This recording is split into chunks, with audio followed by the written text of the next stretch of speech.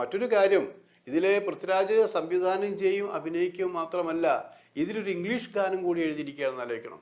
ആ ഇംഗ്ലീഷ് ഗാനം കേൾക്കുമ്പോൾ പറയാൻ കാരണം, ഇത് സുപരിചിതനായ എഴുതി തഴമ്പിച്ച ഒരാൾ എഴുതിയതാണ് എന്ന് നിങ്ങൾക്ക് തോന്നാം. അങ്ങനെ തോന്നുമ്പോൾ ഇത് പൃഥ്വിരാജ് എഴുതിയതാണ് എന്ന് മനസ്സിലാക്കണം.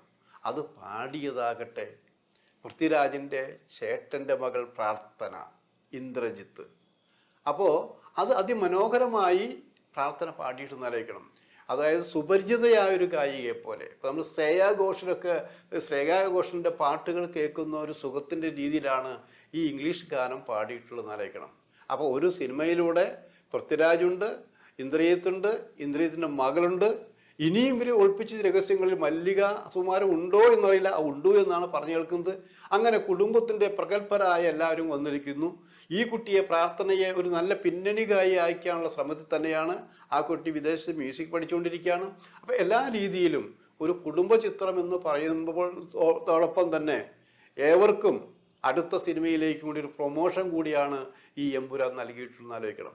അപ്പോൾ എമ്പുരാൻ്റെ കഥയിലെ വിശദാംശങ്ങളല്ല അവിടെ പ്രത്യേകിച്ചുള്ളത്.